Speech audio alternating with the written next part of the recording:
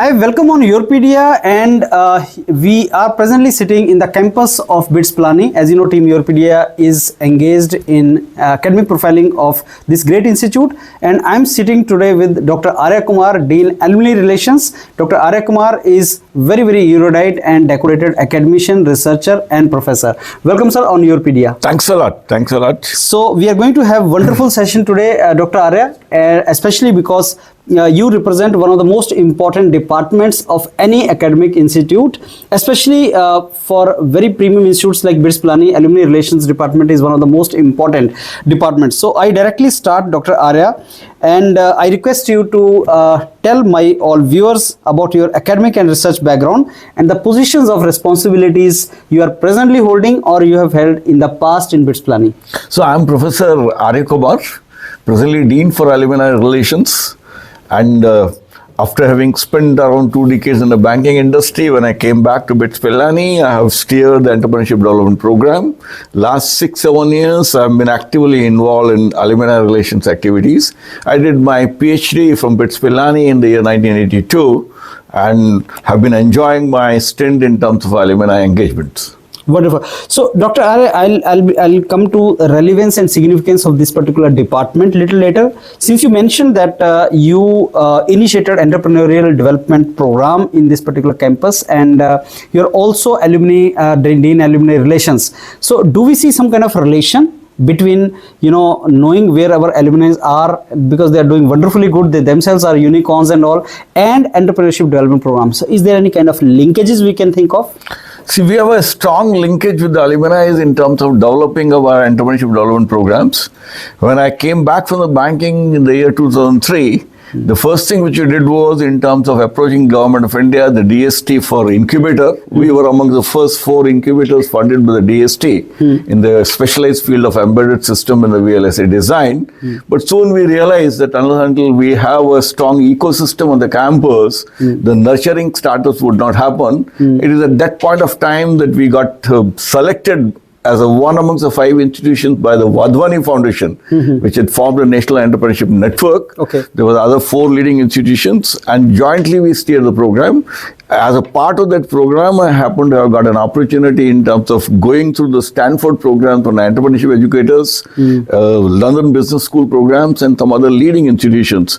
And these programs really gave a wonderful feel in terms of how to develop the entrepreneurship ecosystem on the campuses in terms of experiential learning. At the same time, deeper engagement and involvement of alumni, how that can pave the way forward in terms of accelerating our process in terms of nurturing startups. Wonderful. So, Dr. Arya, many more relevant points of discussion I'll be following after this. But first, I'll go with the very basic interaction points which I want to have with you. One is the relevance and significance of this particular department. Alumni relations का relevance और significance क्या होता है किसी भी academic institute में, sir? See, building any institutions, the alumni play the most pivotal and the critical role. And today, when I talk about the BITS alumni, they have excelled as a leaders across domains. Today, we have around 2.18 lakh alumni, and 33% of them have settled down abroad, and more so in the USA. And they have been in an exceedingly, I would say, top leader as far as the corporate world is concerned. Today, we have more than 7,500 CEOs of the leading companies, more than 6,500 founders of the leading companies. We have in a civil servant group where around another 1,000 alumni are there. Defense is another major group. Academicians, when I talk about it, the world over, there have been the deans of a Sloan Business School, there have been a deans of other leading business schools and other universities. So we have today around 6,000 leading academicians world over. This pool of alumni are deeply engaged, connected, and have a special love for the institution. And when I look back the institutions abroad, so the Western institutions are concerned, they've been mainly thriving on the engagement with alumni, which is paving the way forward for endowments. So when we talk about the Stanford, MIT, Yale, talk about a leading institution which has a history of more than 200 years, 150 years. Yes. Their engagement with the alumni also has been of a century old or more than centuries. We started making that beginning, and we are finding overwhelming response from alumni in terms of contributing back to the intangible way and the tangible ways. Academics, research, setting up center of excellence, and even funding for our endowment fund.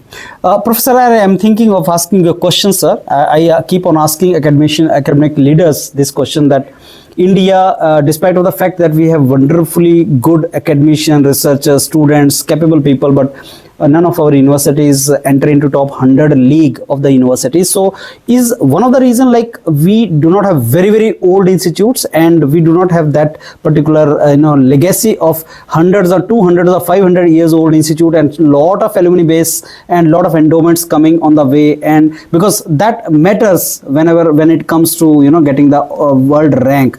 Am I right in that, sir? You're absolutely right. See, if we look back at the Indian institutions, we were not striving and working for participating in the international rankings. Yes. They have a different kind of parameters. But then leave that aside. Ever since we have started working for that, there has been a perceptible change which has been happening in terms of moving up the ladder. But go back. If you look at the Indians from the top-notch institutions in India, after having done higher education abroad or otherwise, today, if I talk about the top 15 CEOs in the world leading multinationals, they are from India, which clearly indicates that we have a great potential, and we start working for that. I'm sure soon our institutions would also be part of the top league. Today, there are certain fields in which BITS is in a top 150 or 100. Yes. Pharma is a one major area. Yes. Similarly, in a computer science and other areas, we have moved our ladder a lot. So ever since we have started working for international rankings and pushing on those agendas, which are the parameters and criteria for them.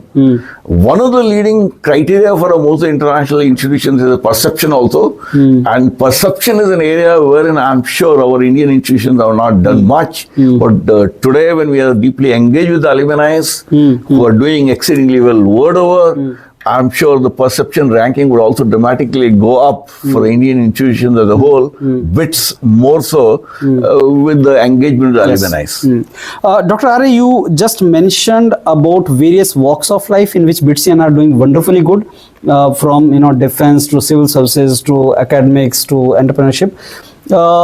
My focus is more on entrepreneurship, because that is another domain which we are taking care of in BITS Pilani campus.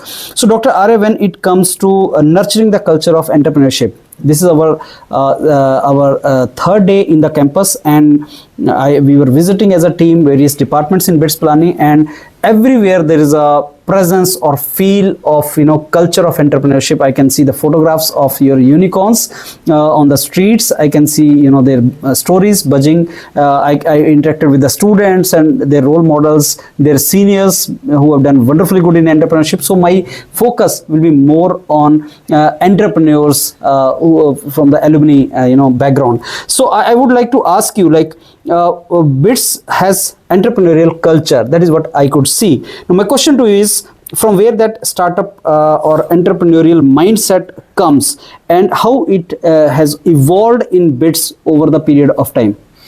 So if we go back, you would find out of my 6,400 or more founders from BITS Pilani, historically, if we analyze, maybe the 52% of them have become founders who graduated after 2010.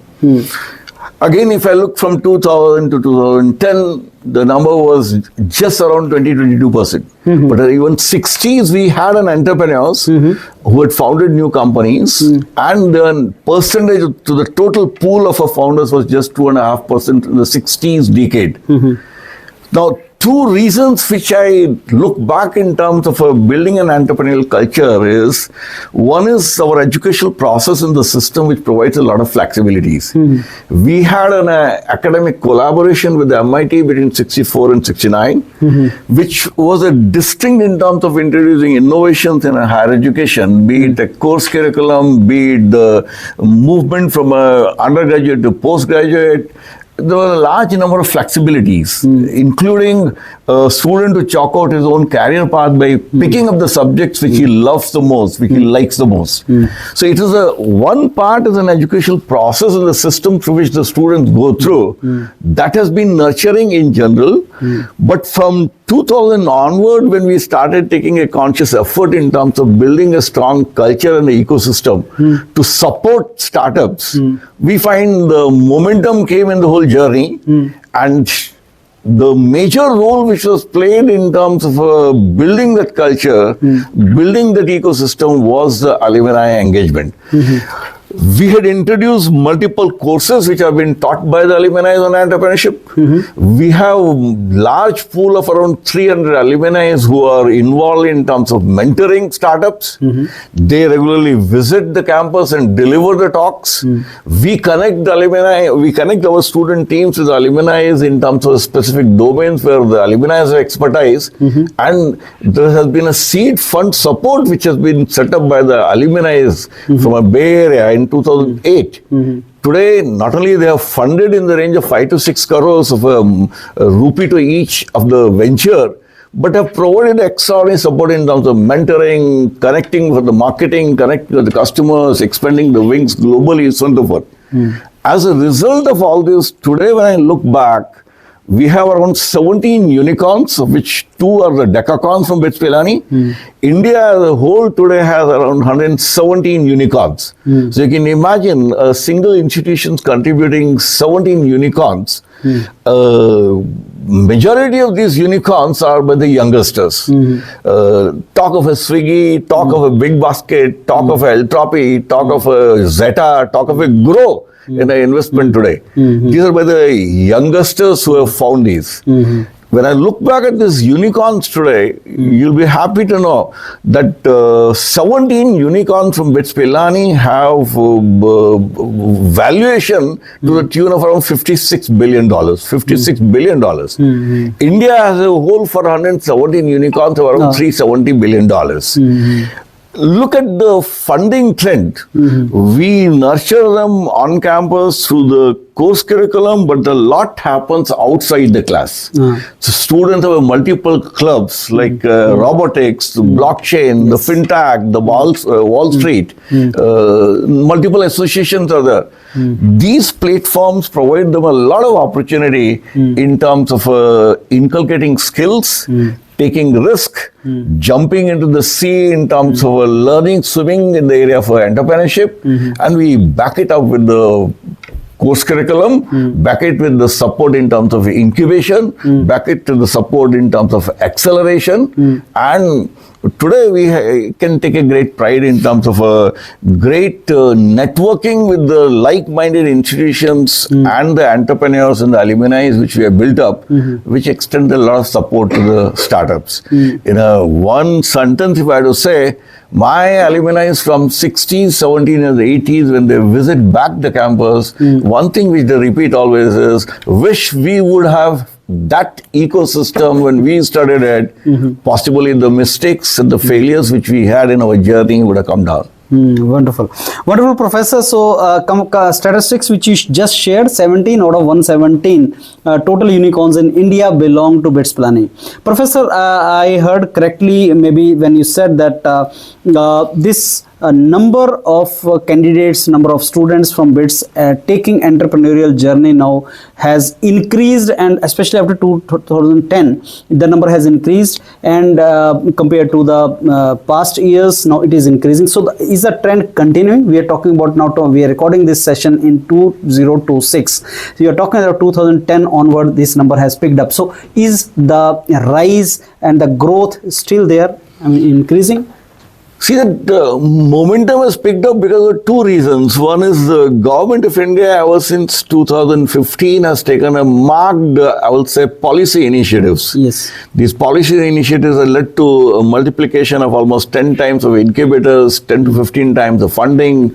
And today there are a large number of ministries which have been supporting as a seed funding support by her grants is concerned. We at BITS Pilani are fortunate enough because of our, I would say, specialty in terms of being entrepreneurial to fetch most of the grants from Government of India, be it a grant from DSTs and the Nidhi, be it a grant from Mighty, One2, be it a grant from Birac, Bionist.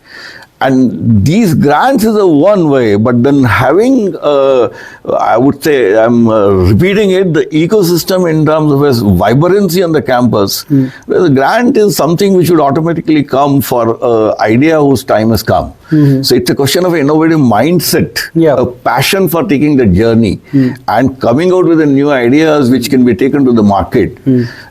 Once that is the flow of money would automatically come. So when you're asking me about momentum in this, the momentum continues. If India has to become a leading nation in the world and jump from a fourth to third stage or a second stage, startups culture and entrepreneurship would be the backbone in terms of wealth creation, employment and prosperity. Be it social entrepreneurship, be it entrepreneurship otherwise. And this momentum certainly is continuing. It's not an easy journey. It's a very tough journey. Yes. People who plunge into it certainly take a lot of risk also. But then kind of enjoyment they get, kind of a thrill they get. And one thing which we again and again keep emphasizing amongst the student is the success rate is not very high. It's very low. Maybe 1 to 2% of the ventures succeed. But even after having that experience of a failure, the demand in a corporate world is terrible because that experience is a very precious experience. Right. We in fact have a multiple flexibilities in terms of a deferred placements. People can come back after having tried out their journey in entrepreneurship. We have a flexibility in terms of undertaking the practice school program and a startup itself. So there are a lot many other avenues and opportunities by which the flexibility is encourage them to take a risk, plunge into this journey, come out with the ventures, and that number is increasing at the country level also for BITS Pilani too. Professor, I started my questionnaire with you by asking you some kind of linkage between alumni relations we have and entrepreneurial culture which you are developing, and now you are increasing and the pace is increasing within the campus. Again, I come to the same point, Professor. When you talk about 2010 onward and with the new government in office 2014-15 onward, and most of the unicorns, what we were seeing there in the tech domain. So is it like after 2010, connectivity got increased, internet penetration improved in India, and getting connected with our alumni base was easier compared to past years. That was one of the factors that yes, now entrepreneurship, and people entering into those domains has increased, emerging technologies have come. So my question to you is like 2010, 2015 onward and now, is it because connectivity has increased? Is it because technology is fast evolving that our bright candidate students are plunging into these entrepreneurial opportunities, and our alumni base is well connected with us because of this technology, and we can see this entire ecosystem flourishing? Is this linked? See, absolutely. I think technology is a backbone of scalability. Yes. Technology is a backbone in terms of speed with which the translational research can be brought into the action. And today, technology has been penetrating in all walks of life. In fact, entrepreneurship is nothing but a combination of three major pillars: the people, money, and technology. So, technology has helped us a lot in terms of alumni engagement connect. I started this particular division somewhere in 2018 with just a 9,000 alumni database with me. Today, I have a 90,000 alumni database, which again is not complete. But then I like to look back at the young generation transfers their job, changes their jobs very fast. I have to get updated with the profiles in my database.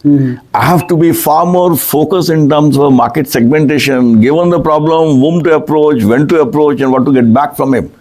If I'm looking at the funding, I'm looking at the large-scale funding of a small nature from a larger group, but at the same time, HNIs who can give me a big amount for setting up the centers of excellence, chair professorships, the contributing in a big pool in terms of fee, scholarship for the students, so on and so forth. So technology would really go a long way in terms of our approach being far more professional in terms of connecting, networking, engaging, and getting the best out of them in terms of investing back their time and effort and the money to their beloved alma maters. Wonderful. Dr. Arya, you just mentioned that entrepreneurship is certainly, risky journey, and failure rate is very high into that, but at the same time, it gives its own advantage, thrill, and benefits.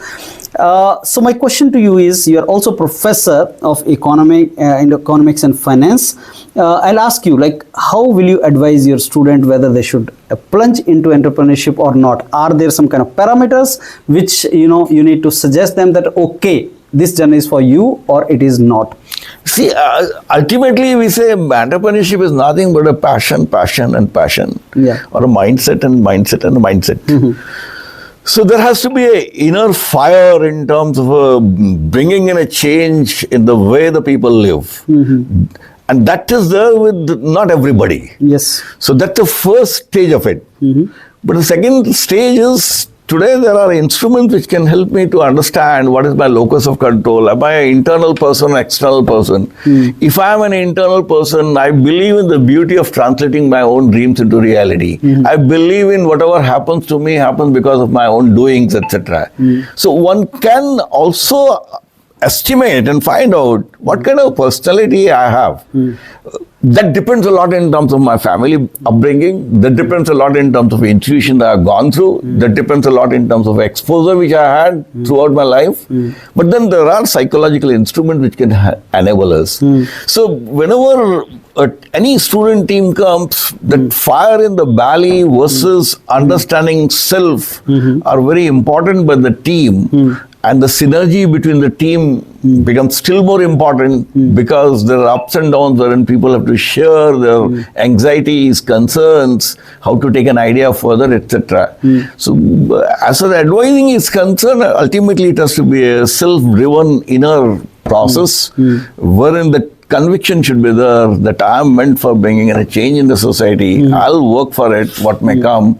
I'll die down for that. And that's a basic nature of entrepreneurs. Wonderful. So Dr. Arya, now being Dean of Alumni Relations Department, I'm sure you must have some kind of vision for yourself also, like how you want this department to evolve in next couple of years. And linked to this is my question to you, what are your expectations from your alumni? See, our main vision is to have a most vibrant alumni community which remains invested in alma mater and alma mater remains invested in them. It's always a give and take, a win and win situation. There are youngsters who are looking for the placement. I'd look at how alumni support can come. There are youngsters who are looking at maybe the next level of education. I have to look at their interests.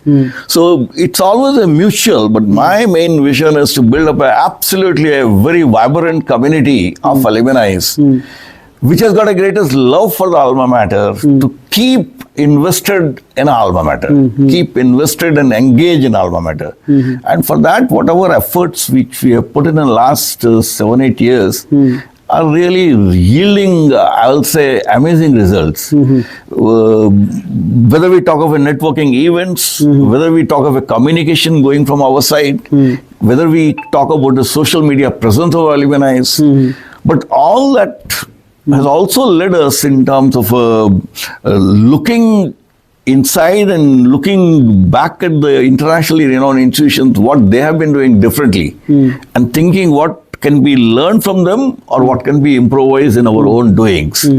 We started with a humble beginning in terms of a 1 crore on an average funding from alumni in the year 2018. Okay. And today, last year, 24-25, we had crossed 56 crores Per annum. per annum. Okay. And this number has already crossed in a 10 months of this year. Okay. All that journey has led us to think in terms of really having a big pool of endowment fund like the internationally renowned institutions. We made a humble beginning of setting up a target of $100 million of endowment fund. That is per annum years. No, that was total funding. spread over 3 to 4 years of a. Okay. That was our mission, was to achieve that in 3 to 4 years. Okay. And in last 15 to 16 months of my 100 million target, which we had set up to ourselves, in consultation with the alumni, we already crossed 34 million. We had a year back the highest funding coming from a single alumni to the extent of $3 million.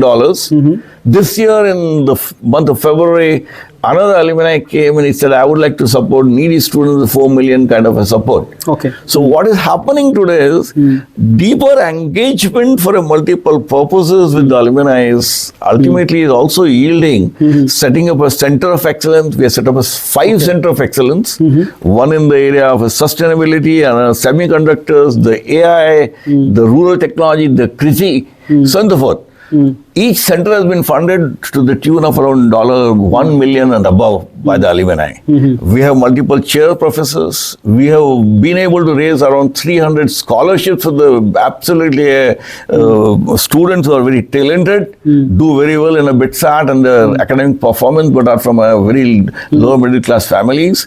So we have set up a multiple areas as buckets of use is concerned. We give the choice to the alumni to associate with a particular bucket. And then we ensure that we deliver in terms of impact and the implications of that as far as the growth trajectory of the BITS Pilani is concerned. We go back to them, give them a report, they get more inspired, they contribute more and more. Wonderful. So, Dr. Arya, I think more or less I have discussed my interaction points with you. Anything which I must have missed, Professor Arya, and you would like to share? I would say the opportunities today in this environment are large.